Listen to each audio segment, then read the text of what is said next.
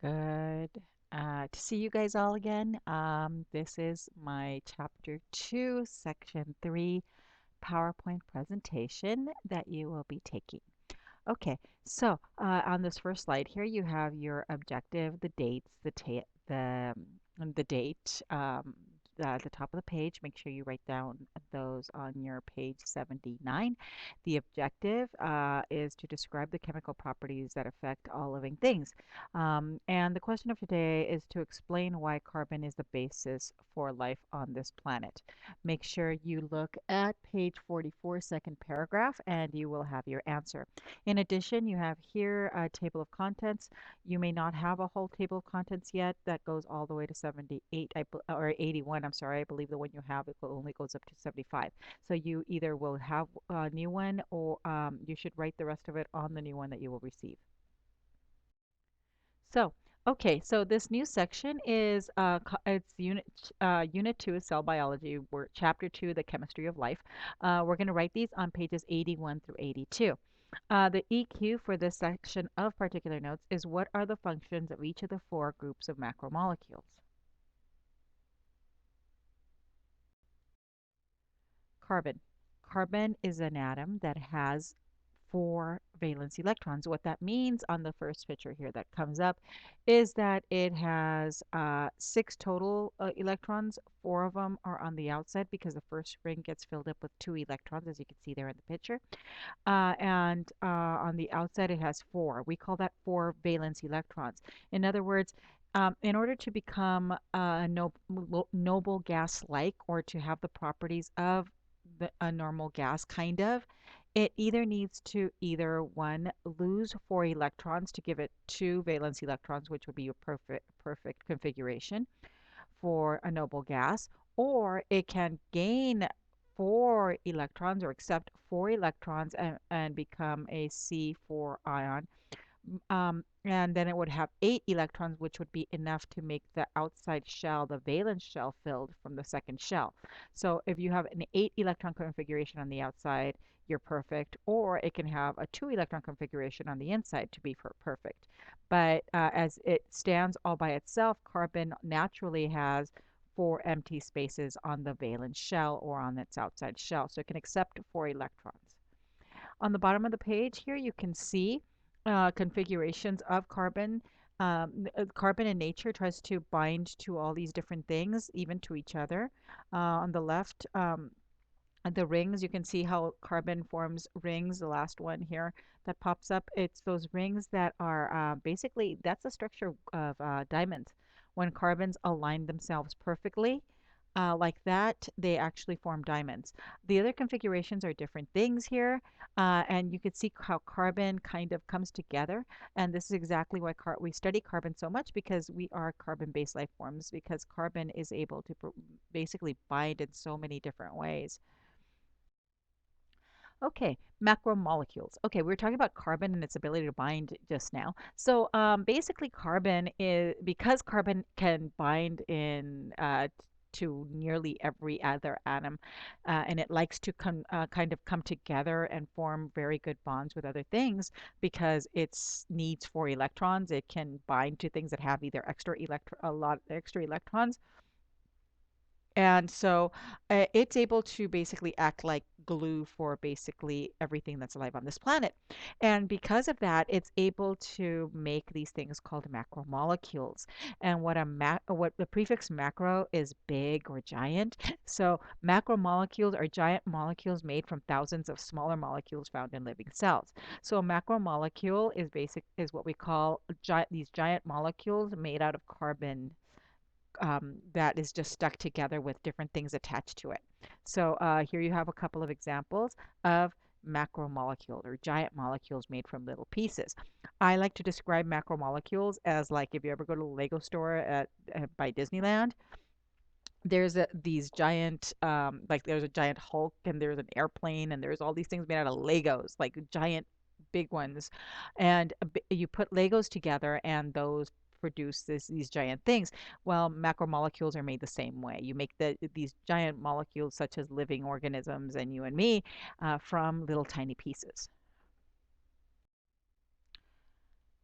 So, how do we make macromolecules? Well, the way we make macromolecules is through a process known as polymerization. Polymerization is a process in which large molecules called polymers are built by joining smaller ones called monomers. And if you've ever built anything from Legos, you have polymerized. That because you got little tiny Lego pieces and created, let's say, a house. That would be polymerizing. So you're polymerizing when you're doing that. You're basically getting little pieces together and sticking them together. Polysaccharides, for example, get built by sticking little pieces together to make these long, long chains. So that's how you get polymers through polymerization, by sticking little tiny monomers together to make the polymers. Monomers versus polymers. Okay, so a monomer, the prefix mono stands for one. So monomer is one or a single molecule. So it's like a single piece of Lego. A polymer is many. Large molecules made up of smaller molecules are monomers. So a poly means many. So here at the bottom, the little square, one square is a monomer. A whole bunch of squares stuck together, that's a polymer. So that's the difference between calling something a monomer and a polymer. So organic compounds, they're basically different types of molecules. So macromolecules, different types of macromolecules. Okay, so in the world we have those that are called inorganic. So like the tabletops, plastic, steel, anything that is built through putting little pieces together is called inorganic. That means it's not carbon, and animals, plants are not made out of inorganic stuff. So something like a plastic or a rubber thing, something that's big by putting little pieces together, that's called inorganic because there's no carbon. So those are inorganic macromolecules. We use them in industry a lot. Okay, organic is different. Organic have carbon, and organic macromolecules are basically the life things that we have on this planet. So they fall into four different categories. They fall into carbohydrates, proteins, nucleic acids, and lipids. And those all have carbon backbones. And those are the ones we're going to study today. Okay, carbohydrates. Carbohydrates are made out of carbon skeletons, and we're going to learn a lot about them right now. Okay, so carbohydrates look like this. Those of us that are starving hungry, this looks awesome. These are all of the different types of carbohydrates we found in nature, and then some more, but this is a little sampling of what they look like. So carbohydrates, the units or the monomers or subunits of carbohydrates are called monosaccharides. Mono meaning single, sugar is Latin, or saccharide is Latin for sugar. So literally it's a simple sugar or a single sugar. That's the monomers. That's what we call the monomers. The elements that we find in carbon are in carbohydrates are carbon, hydrogen, and oxygen only. Their function, what do we use them for? We use them as an energy source. So when you eat carbohydrates, you're getting energy from it. Examples of food that are high in carbohydrate include pasta, beans, bread, and potatoes. Those are very high carbohydrate content. And at the bottom here, you have circles on your paper. This part of the notes, as you may or may not know, goes on the pre-printed paper. And you have your monomer here. Please write in the little circle. And yours has a little bit different format than mine up here because yours is kind of stacked on each other. So the monomer, please write monosaccharide in there. And every single circle, you have to write monosaccharide, monosaccharide, monosaccharide. So make sure you fill all those in with monosaccharides for this section to show that monosaccharides make up the polymer polysaccharide. Polysaccharides, really big polysaccharides, we call carbohydrate. So polysaccharides that are really super big and lumpy and just giant chains, they get to a point where you have to call them carbohydrates because they're so big. But basically they're really long polysaccharides. Poly means many, so polysaccharide, basically you get a big one of those, we call it a carbohydrate. So carbohydrates are made out of monosaccharides. And in nature, we find three types of carbohydrates. The first type is called the monosaccharide. It's a simple sugar. Examples are ribose, fructose, and glucose. And these are very simple sugars. Right there, you see, don't see the carbons, but basically anywhere any hydrogen is stuck or oxygen is stuck, it's a carbon. There's a lot of carbon, a lot of energy in these. So ribose, fructose, and glucose, you don't hear about them, but basically, corn syrup. These are just really simple. These are usually by the time they touch your tongue, they're dissolved. They're not even solid at room temperature. So like syrups and things like that, those are high in ribose, fructose, and glucose. They're found in nature. Maple and stuff like that make a lot of them. Monosaccharides are very, very, very, very good. They're lots of energy. You'll like them. Okay, the second type of carbohydrate is called a disaccharide. They're two sugars combined, two simple sugars. So here we see lactose, maltose, and sucrose. And as you can see, there's two different piece monosaccharides combined. So you get two monosaccharides together, and and you connect them, and you've got a disaccharide. Di meaning two. So each of these has two. And then the ones that we know about are lactose, that's found in milk. Maltose, find like it's a kind of like the sugar that tastes like Ovaltine, and sucrose, which is basically table sugar. So all of these are a lot more common we see them more often, and we could keep them around easier, and they're more solid than the monosaccharides. The disaccharides are a little more solid at room temperature. The last type of carbohydrate we're going to talk about here is polysaccharides, many sugars combined. Examples are starch, glycogen that is found in animals, and cellulose that is found in plants.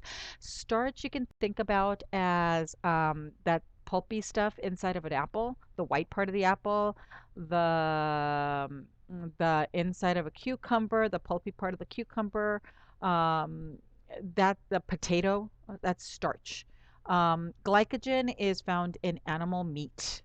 It's kind of white stuff in meat, the white marbling type of stuff. That's not fat. Cellulose is basically if you've ever eaten celery, the celery strings that you can't chew, that's a cellulose. It comes from plants. That's also the skin of the apple, the skin of the cucumber. That's cellulose.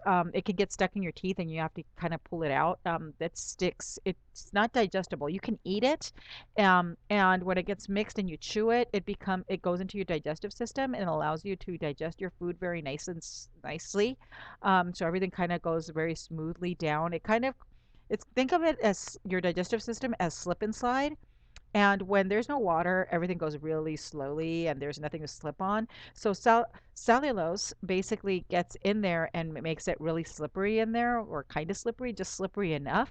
So everything kind of flows through you nicely and comes out nicely and nice and smoothly. If you don't have enough in your diet, that cellulose, everything gets stuck on the way out, and you don't want that.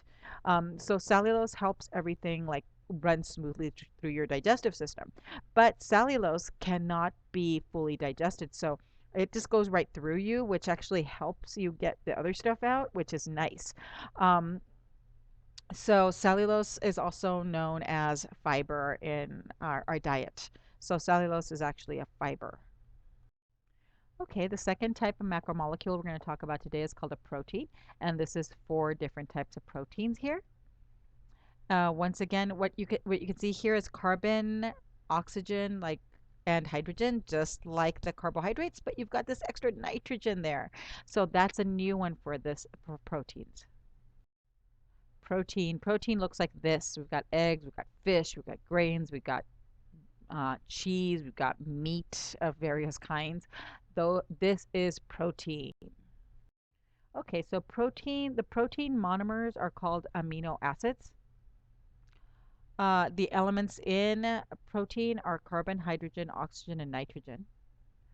Their function is to control reaction rates, regulate cell processes, form bones and muscles, transport substances in and out of the cell, help fight disease. Examples of these things of protein include meat, eggs, cheese, fish, nuts. Okay, so as you can see, protein is significantly different than what provides us with significantly different things than carbohydrates. Carbohydrates give us the energy. This produces all kinds of different things. It actually makes parts of our body, like bones and muscles. It helps our body do different things, like part of the immune system, and to make sure that things happen at the right time. That's controlling reaction rates. In your paper, you have the amino acid. That's a monomer. That's a single piece. If you stick a whole bunch of amino acids together, you get a polymer, otherwise known as a polypeptide. So the polymer of amino acids called a polypeptide. A big polypeptide is eventually called a protein when it gets really big.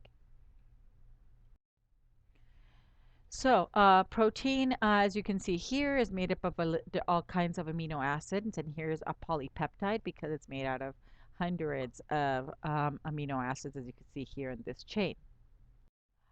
Okay, so what is an amino acid? Amino acid has an amine group and a carboxyl group, and an R group. So you have one in your notes. So just go ahead and label it. The amine group is the one with the nitrogen in it. The carboxyl has a carbon, two oxygen, and a hydrogen, and you have your R group at the bottom that you must label. So make sure you label the particular groups according to that. So the amine is in yellow, the carboxyl is in blue, and the R group is in that kind of peach color. So, in nature, there are 20 types of amino acids, and here they are. They all have names, as you can see there, but I will like you to notice the tops. You've got the amine group, the carboxyl group attached to the center carbon here, and that runs pretty much throughout all 20 of them.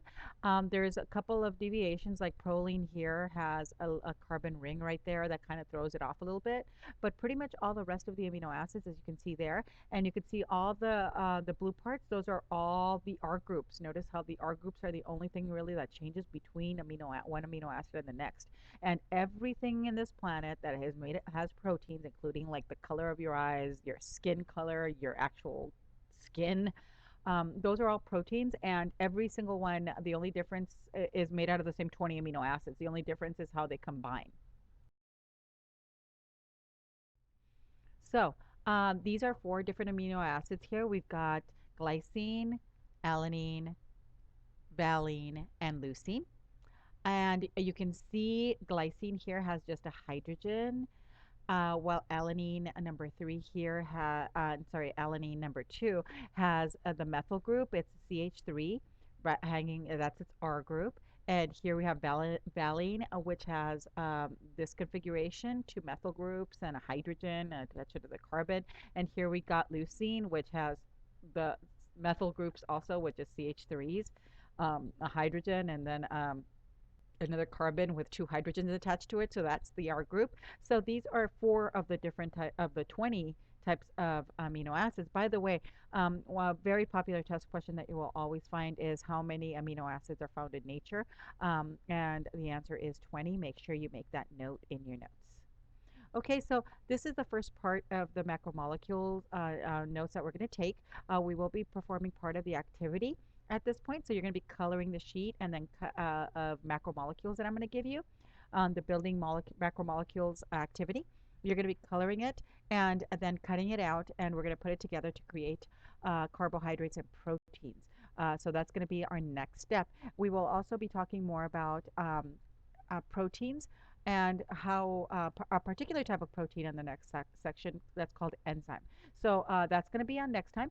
So get ready, and hopefully you did well on this part. Thank you. Bye.